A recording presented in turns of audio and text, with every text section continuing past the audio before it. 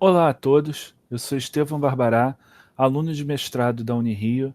Estou aqui para apresentar o artigo Classificação de Tweets sobre Trânsito, utilizando diferentes técnicas de Deep Learning, escrito em parceria com os professores Pedro Moura e Carlos Alberto Campos.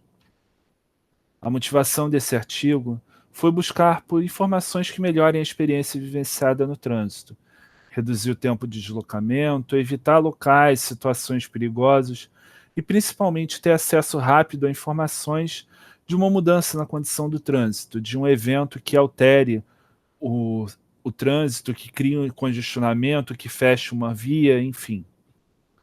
E nós acreditamos que uma forma bastante segura de se obter esse tipo de informação é a partir de pessoas que estejam vivenciando esses eventos.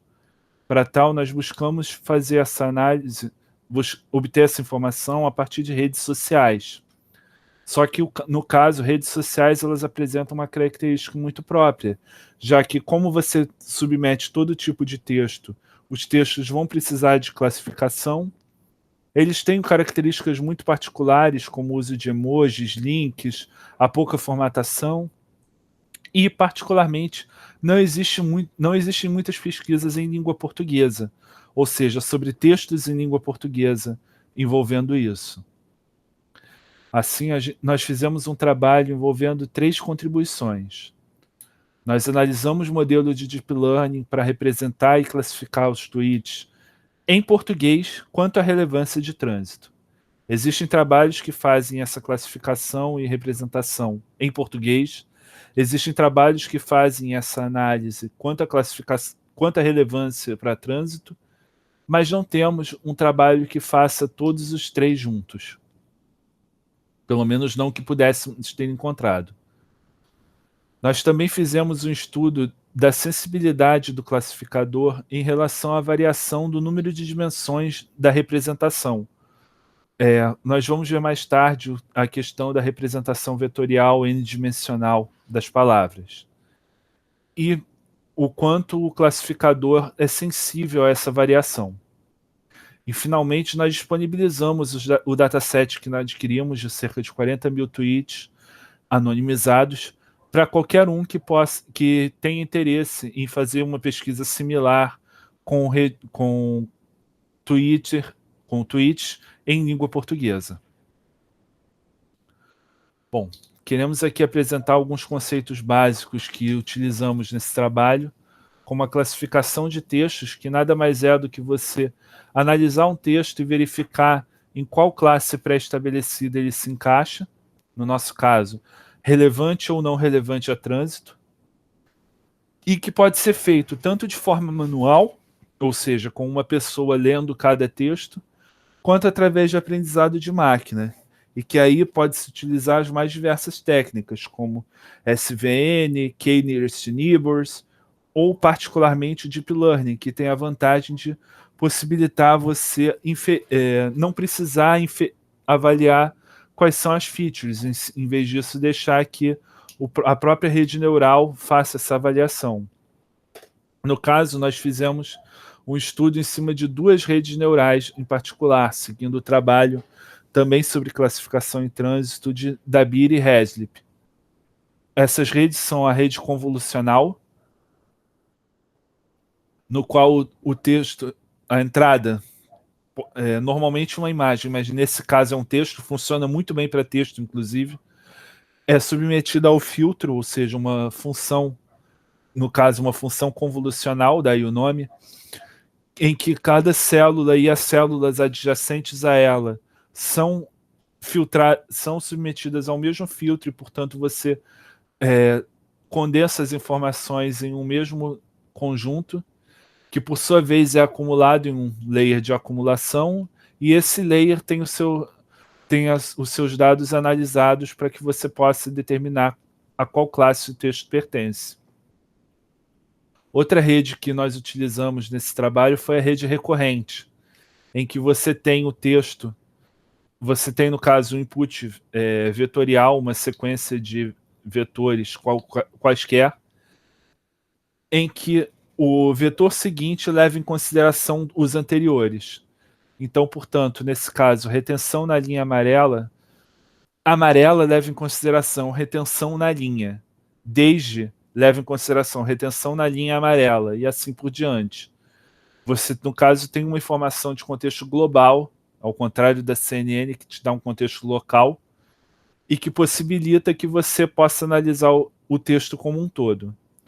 Particularmente, nós utilizamos a implementação LSTM, que possibilita que quando um texto deixa de ser, quando um contexto deixa de ser relevante, por exemplo, acabou uma frase e começou outra, seja possível você jogar o contexto todo anterior fora, esquecer ele e começar do zero.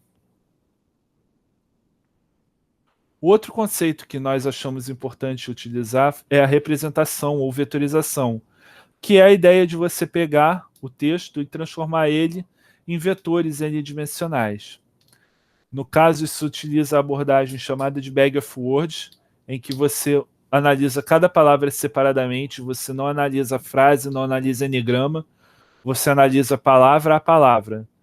E a técnica de Word Embeddings, que ela transforma a palavra em uma representação semântica vetorial, ou seja, a representação vetorial traduz o significado da palavra. Palavras parecidas vão ter representações parecidas.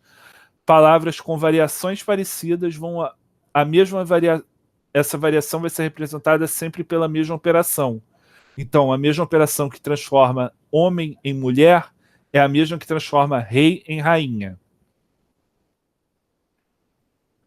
E baseado nisso, nós seguimos o modelo, um modelo bastante similar ao proposto por Dabir e Heslip, que ele faz uma entrada de um conjunto de tweets, no caso em CSV, mas poderia ser um streaming, por exemplo. A vetorização via Word Embedding desses tweets, obviamente após um passo de pré-processamento. A classificação utilizando Deep Learning, e a saída dessa classificação define se o texto é relevante ou não relevante.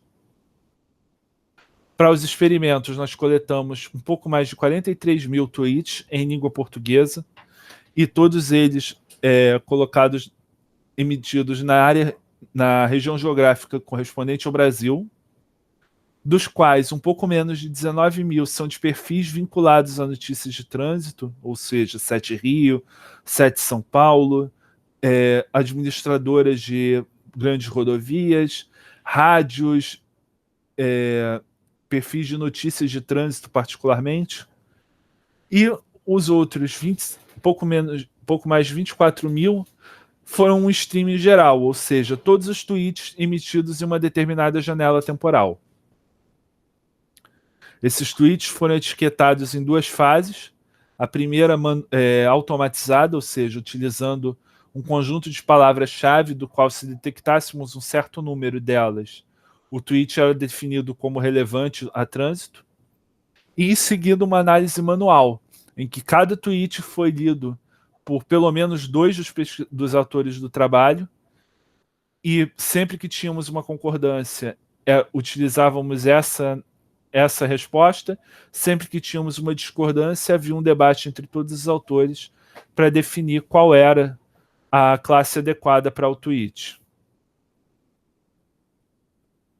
O pré-processamento foi bastante simples, foi feita uma remoção dos sinais de pontuação, URLs e emojis. O texto restante foi tokenizado, ou seja, transformado em um conjunto de palavras em vez de uma única frase.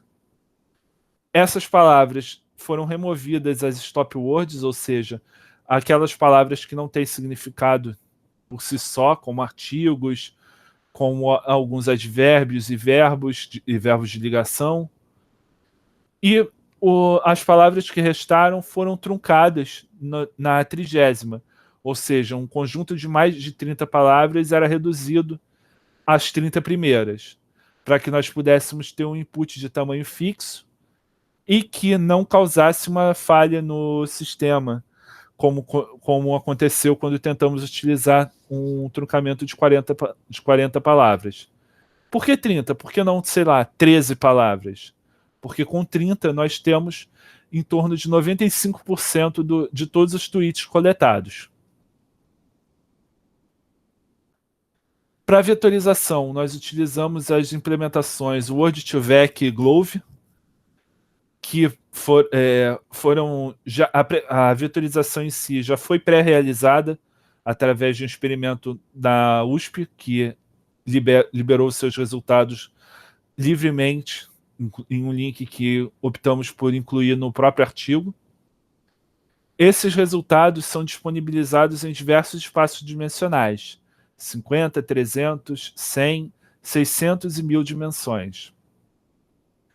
E, particularmente, por conta disso, podemos fazer essa comparação do quanto os classificadores são sensíveis à variação de dimensões. Inicialmente, nós tínhamos uma visão de que quanto mais dimensões, melhor a classificação. Mas nós vamos ver que não foi bem assim que o resultado demonstrou. E para classificação, nós seguimos a mesma proposta de Dabir e Haslip, utilizando CNN, LSTM ou uma combinação dos dois. E no caso, ele recebe o dado para o layer convolucional e, em vez de enviar isso para um layer de acumulação, ele é enviado para um layer recorrente. Então, cada função de convolução, cada resultado da função de convolução vai absorver o contexto das funções anteriores. Também temos uma impressão, e que o artigo original de Dabir e Haslip também afirma isso, que essa classificação combinada de CNN mais LSTM seria a melhor. Bom, os resultados que obtivemos, os tempos de vetorização e de treinamento, eles crescem com o número de dimensões. No caso da vetorização, esse crescimento é bastante linear. No caso do treinamento, ele decresce, ou seja, quanto mais você tem, você aumenta as dimensões, menos vai tendo impacto no aumento do tempo de treinamento. Embora nós não tenhamos chegado a um ponto em que adicionar dimensões não tem relevância, com 1000 dimensões ainda continua crescendo. E as medidas de acurácia, precisão e recall foram nós fizemos essa análise e verificamos que elas variam entre 94% e 97%, o que é um resultado bastante comparável com trabalhos anteriores citados no paper. Bom, esses gráficos demonstram a variação dos classificadores considerando os vetorizadores fixos. Do lado de cá, o Word2Vec, do outro lado, o Glove. E, baseado nisso, nós podemos ver que, primeiro, CNN mais LSTM, em geral, tem um desempenho melhor. Quando não é melhor, ele é equiparado com os melhores, nunca é pior. E, particularmente, nós podemos perceber que aumentar o número de dimensões não melhora o resultado. Pelo contrário, muitas vezes ele até mesmo piora o resultado. Outro ponto que pudemos observar foi que, nesse caso, analisando para o classificador combinado de CNN mais LSTM, os vetorizadores não apresentam uma diferença particular. Word2Vec e Glove têm basicamente o mesmo resultado. E, portanto, novamente, observamos que variar o número de dimensões não apresenta um ganho significativo, às vezes não apresenta ganho nenhum. Em cima disso, nós podemos concluir que as métricas em português foram bastante competitivas, então a metodologia funciona bem para o idioma, que o aumento de dimensões tem muito pouco efeito e, pelo contrário, o gasto de tempo torna ele bastante problemático, e que os vetorizadores Word2Vec e Glove apresentam um desempenho bastante similar, enquanto que o classificador CNN mais LSTM apresenta um desempenho particularmente superior aos outros, embora, de novo, a variação entre eles ainda assim é bem pequena. Deixamos aqui os nossos contatos para quaisquer dúvidas e colocações, e estamos abertos agora para o questionamento dos colegas. Muito obrigado.